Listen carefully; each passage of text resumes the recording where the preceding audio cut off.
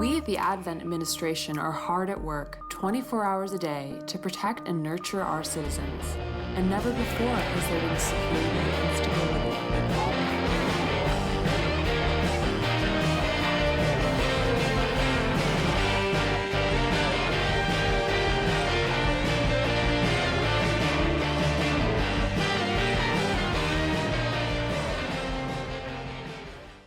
Hello everyone, and welcome to episode 2 of our Long War of the Chosen playthrough.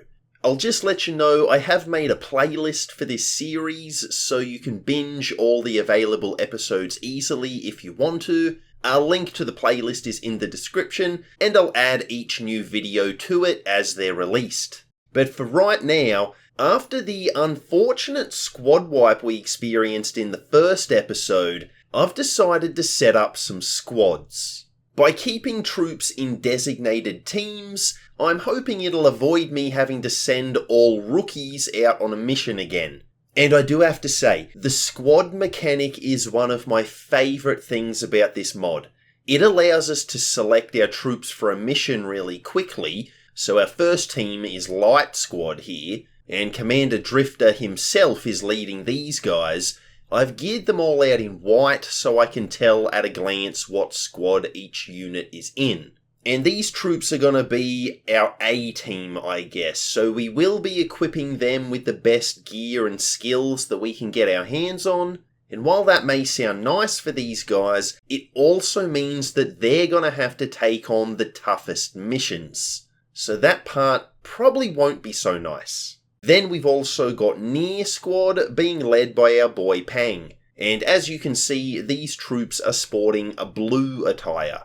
And these guys are going to be our B team. Not quite as powerful as the A team, but still more than capable of getting the job done. At least that's what I'm hoping. So we're going to aim to have 8 people in a squad, which will allow us to cover more or less one of each class, not accounting for hero classes, of course. And while 8 soldiers is the goal, right now we don't have enough non-rookies available to actually do that. So I'm just making the teams as big as I can for right now. We will add more soldiers to them over time. And also a shout out to anyone who got the reference to the team names. And the basic idea for this mechanic is that at the squad select screen, you can just click on the squad that you want, and the game will automatically load up as many of the squad as are available for the mission. So it's really cool from a narrative perspective. We've got these Stargate-style teams who always work together. They're going out on missions, they're building a rapport. They really are a team. And on top of that, it also adds some real quality of life from a user experience. It allows us to avoid some micromanagement when we're trying to deploy on a mission. We can just click one button and have all the soldiers that we want access to. It is such a brilliant idea. I love this. And as for the rookies, we have built the GTS by now, so I'm training them up as quickly as possible. Now it takes 7 days to train a soldier, but we can train 2 at once. So I'm expecting we'll make decent progress here. I'm hoping it won't take too long to get some more non-rookies in our ranks. So then the big question, how do our newly assigned squads go on their missions? Well, with Near Squad, we scout the area with Pang. Now this gives us a lot of control over pod activations, including using Squad Sight with Storm, our sniper. And what I thought was a pod of 4 was actually 2 pods of 2, so it's even easier to take them out than I expected. We can hold off on activating the second duo until we've dealt with the first. And yeah, honestly, not much to say. An easy victory for our boys and girls in blue. Then our good luck continues as we discover the second mission to liberate New Arctic. Advent is holding a scientist in custody. Not just any scientist, though.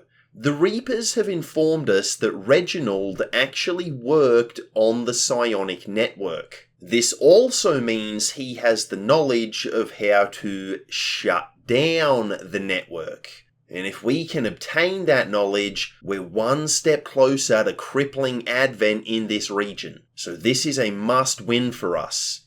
And with this one, it's a good opportunity to demonstrate the infiltration mechanic. Light Squad is already infiltrating on a different mission. Now we could abort that action if we wanted to, otherwise we can send Near Squad. And the thing is, while both teams are infiltrating, they will not be available for other missions. We'll be relying on our rookies. So hopefully nothing too important comes up and we can just ignore any other missions we get, cause yeah, we really don't want to be sending out just rookies. That lesson I have learned. So for now, it's going to be up to Pang's crew to get the old man and bust him out. Now we have line of sight on this pod with Pang, who's concealed, and when Task Manager hits them with a rocket, they don't even react. They just stand there, just chilling out, I guess. Also note, the rocket does not destroy the roof that they're standing on. The environmental damage of our weapons is pretty terrible in this mod. So that's just something to keep in mind. You're going to do a lot less environmental damage than you would in vanilla. Anyway, it's not until Storm hits these guys with direct fire using squad sight that the Advent goons decide they better actually, fight back. Though really, I should just say goon, singular. The captain is the only one left alive, and he's not alive for very long. Now there's 2 pods guarding the truck with 4 enemies total. Now we can use some clever placement using Shadow to ensure that we only activate 1 pod at a time. And even better, when we do this, we take down the trooper with Overwatch. He doesn't get to do anything. So only 1 sectoid is going to survive to the enemy turn, and that's fine, we can deal with that. Now when the second pod activates, it's a grenadier and a captain. Now plus a drone just happens to stumble into them and it joins the fight too. Now the drone we can destroy easily, but the soldiers are in cover and our hit chances are all hovering around the 60% mark and we just miss absolutely everything. I think the only damage we inflict on those guys is from a grenade. Now in this instance, if we cannot eliminate an enemy, we'll usually try to shut it down with a flashbang. Now not all the time, sectoids for example, we want them to use their psionic powers rather than shooting, so we want to avoid disorienting them when we can. But the captain and the other types of soldiers, those guys we want to shut down with the flashbang. So on our next turn, Pang is able to take down the grenadier, but the captain was still just missing with every attack we throw at him. So I decide we're just going to use a flashbang again, and then we're just going to move in some of our troops. Push forward, close the distance, and hopefully that's going to allow us on the next turn to be able to flank the captain. That should give us the edge that we need. Unfortunately for us, the captain has other ideas. The Reaper looks bad. It comes for us all. Yeah, flanking is pretty powerful in this mod. More powerful than vanilla, at least I think. So anyway, the point is the flashbang did not help us. Now luckily Pang is only in bleed out. We haven't lost him completely, not yet. Now Task Manager is able to pick him up and starts making a beeline to the evac. I'm pretty sure the captain is the last enemy remaining on the map, so the path should be clear. But really this was a good reminder that I should be bringing at least 1 medikit on each mission. If we were further away from the evac location when Pang went down, we could have lost him. And that would suck. We do not want to lose our only Reaper. But for now at least, luck is on our side, he is going to survive. And once the captain's gone, we can bust out Old Man Reginald, and the entire team can head to the evac zone. They're all able to make it out safely. So yeah, Pang has survived, like I said, but he's injured for 27 days. Injury times are brutal in Long War. So I think we're going to need an infirmary ASAP.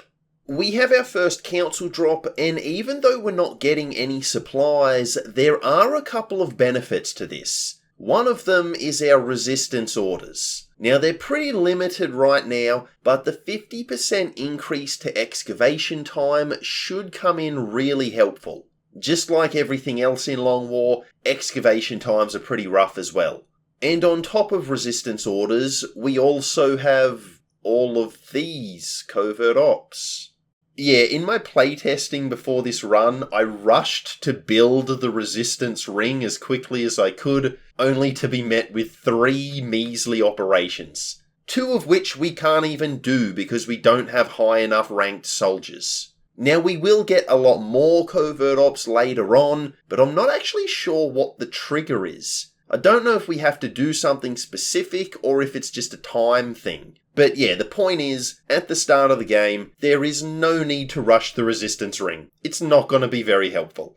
Shortly after this, we have a security breach at our new Arctic haven. Faceless have infiltrated the resistance ranks, and they're attempting to meet with their advent handlers to provide info about the haven. Our job is to make sure this meeting between the soldiers and the Faceless gets interrupted, with bullets.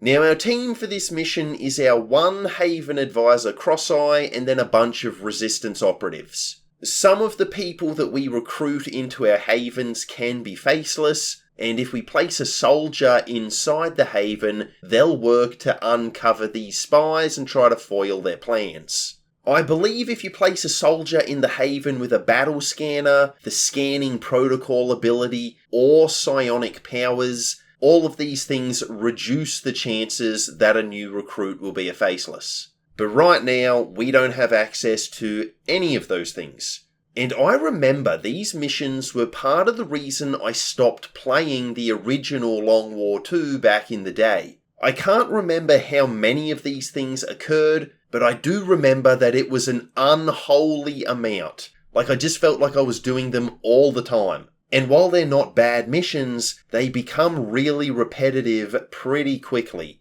They're basically this mod's equivalent of the vanilla ambush missions. So I'm hoping we don't get swamped with them in this run, but I guess we'll see how we go. And yeah, like I said, don't get me wrong, I do like these missions. They're a cool idea. Having a bunch of low-level soldiers going James Bond to interrupt an enemy meeting, I think that's pretty sweet. I just don't like having to do 1,000,000 of them in a single campaign. Anyway, we kick things off with a grenade, and when you see these civilians standing next to the bad guys, you know that they're the faceless. So don't feel bad about blowing them sky high. Not that I ever would feel bad about that, but you know what I mean. So these resistance guys, I don't think we can control their loadout. Most of them come equipped with a primary weapon, either a rifle, a shotgun, or an SMG, and then they've also got a frag grenade and a flashbang. And honestly, this is pretty good, since flashbangs are really useful for slowing down faceless. And regular viewers may be wondering, am I planning to farm these missions for the faceless corpses? Yeah, these are one of the rare mission types where we actually get to keep the corpses. But the answer's actually no, I'm not going to be farming these. See, in Long War, faceless research doesn't actually lead to meme beacons. I believe you actually need to complete the Gatekeeper autopsy to build our holographic little friends. So we're not going to have any for a very long time, and that honestly really sucks.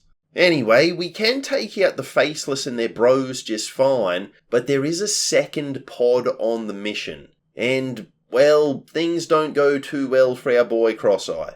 We flashbang the grenadier, but it still downs our man in a single shot. A one-shot crit through disorientation, in fact. So I guess the more things change, the more they stay the same.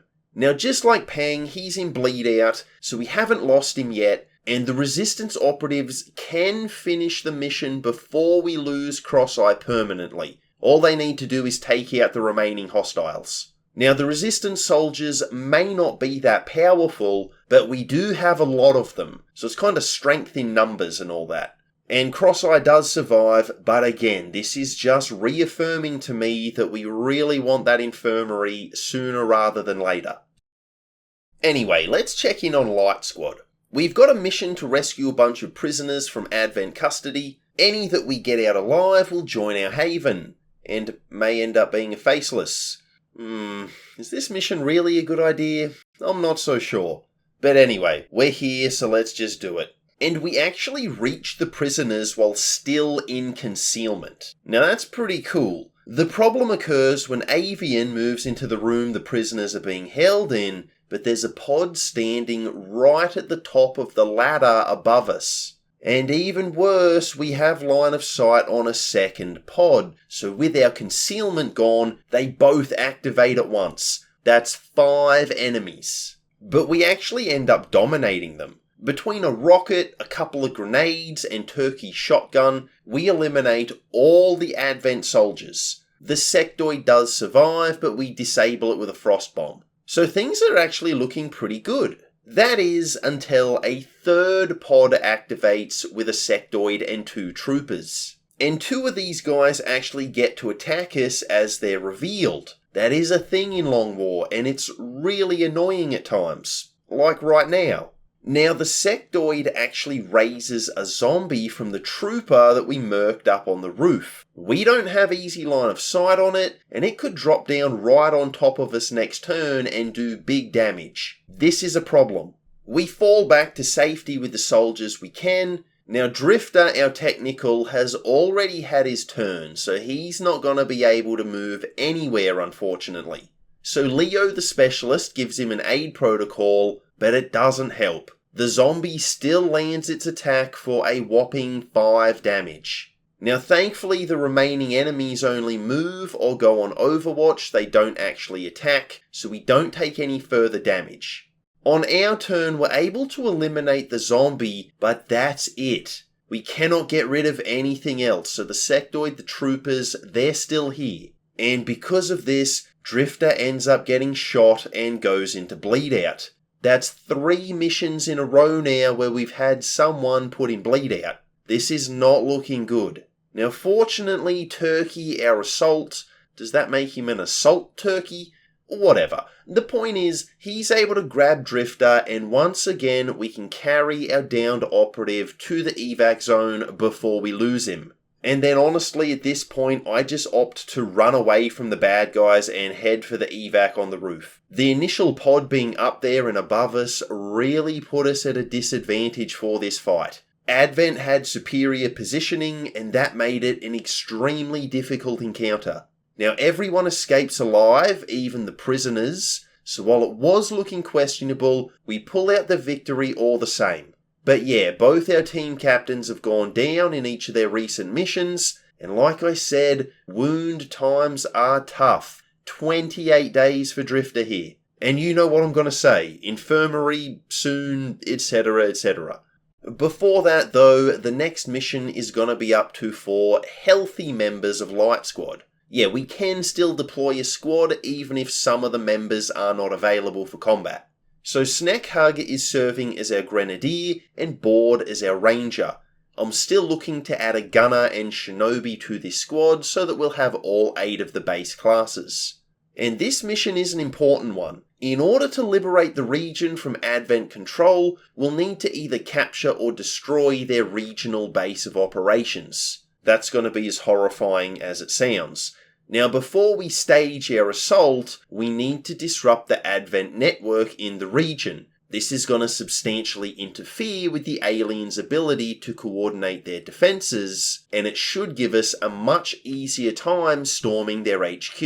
So in this liberation mission, Reginald has directed us to a vital node in the Advent network on the outskirts of New Arctic. This relay acts as a type of firewall for the network, and destroying it is going to make it much easier for our boy to hack the network when the time comes. I should also mention, by this stage, we have made contact with a second region, East Asia, but for right now, unless it's a really good reward, we're gonna stick to running operations in New Arctic. That's the region we're trying to liberate, and we only have a finite amount of soldiers available. We can't take on every single mission the mod throws at us, nor are we supposed to. It's very different from the vanilla game in that way. Now, as we cause more problems for the aliens in New Arctic, they will try to move soldiers into the region to increase their area's strength. The more the strength level increases, the higher number of enemies that we're going to have to be dealing with on the tactical layer. So we don't want to waste any time in our liberation efforts. We want to take control of New Arctic as quick as we can because that strength level is only gonna keep going up.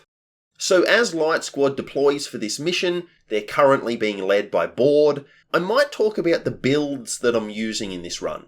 The abilities are more or less the same for the base classes as they were in my Long War 2 solo class runs, but there are some key differences. For example, let's look at the specialists. To start with, I'm going with Combat Protocol at first level up. Once we have the training center, I'll go back and grab Revival Protocol as well, since they can also get that at the same level. But early game, guaranteed damage to overcome full cover and our soldiers' terrible aim stat seems like the clear way to go.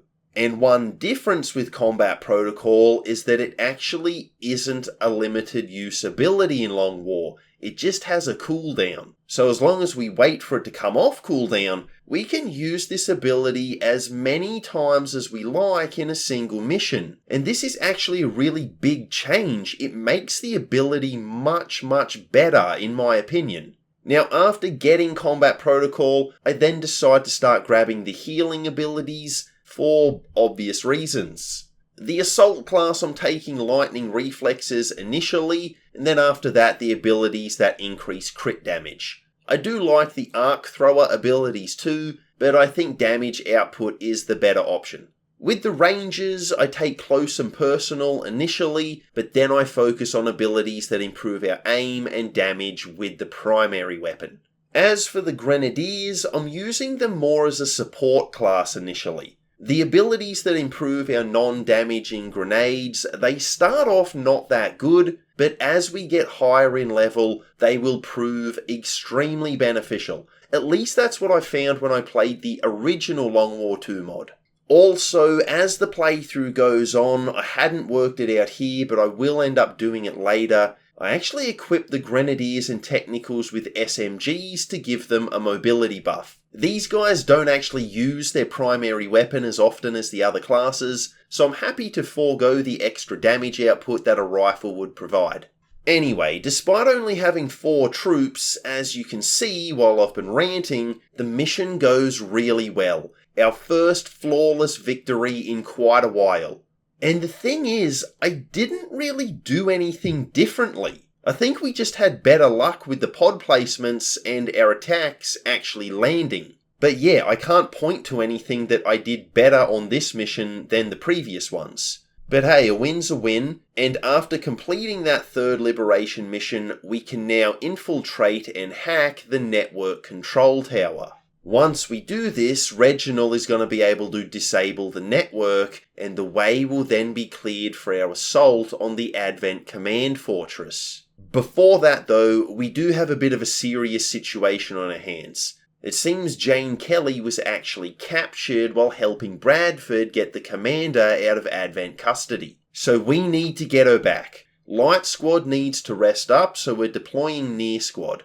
And just like their counterparts, their leader is a bit banged up. So Chan, our gunner, is going to be running point on this one. For the gunners, I'm focusing on the skills that improve the cannon's damage. Shred, center mass, those kinds of things. But I do also take Formidable to make them a bit tanky as well. Now we also have Task Manager, the technical. For these guys I'm going with the rocket abilities. The flamethrower is just too situational with how close you have to be to use it. And with the higher enemy counts that we are going to be experiencing in Long War, moving into close range almost always seems like it's guaranteed to activate another pod. Plus, the concussion rocket doesn't leave a cloud of smoke that actually benefits the enemies in Long War, so it's a way better version than the one we were using in the Technicals Only video. Then there's also Storm, who's a sharpshooter. I'm going with Death from Above and other abilities that buff either our aim or our damage output with the sniper rifle. I'll probably grab the free holo targeting ability at some stage as well. It should also be noted that every class gets a range of random abilities depending on their class, just like they do in Vanilla War of the Chosen. But in addition to that, they also get access to pistol-specific abilities too. So each soldier effectively has 5 branches on their skill tree. 3 normal ones, random XCOM ones, and pistol ones. It's pretty good. Now, I'm going to be ignoring the pistol abilities on every class except for the sharpshooters. Their limited mobility, not being able to move and attack, it makes investing some AP into pistols worthwhile. At least that's what I'm hoping. Now, something that I really don't like about the mod. Using Hunker Down no longer cancels fire damage, so you're relying either on a medikit or being able to move onto a tile with water on it. I thought the hunkering down mechanic was really great, the way it would put out fires, stop, drop and roll style, and I don't like that it was removed. And I just know that I'm going to forget about this change and it's going to lead to something really bad happening to one of our troops. So you must remember, Drifter. You must remember. I'm not going to remember, am I? Anyway, I'm rambling.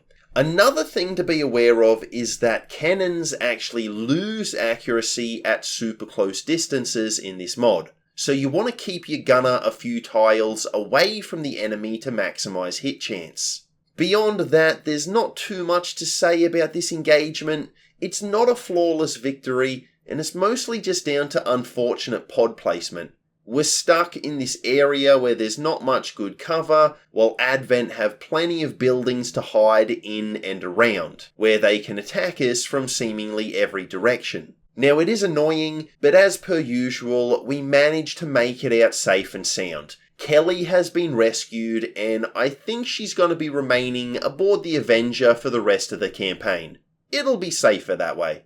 And with that one down, I think we're ready to hit the network tower. But that's going to have to wait until the next video because we're out of time. So thank you very much for watching. I hope you enjoyed. If you did, please consider liking, subscribing and leaving a comment. All those usual things, they really help out the channel. And remember, if you sign up to the Patreon in the next 7 days, you'll get early access to episode 3. And the video will be ad-free during that early access period. So a link to that is in the description if you're interested.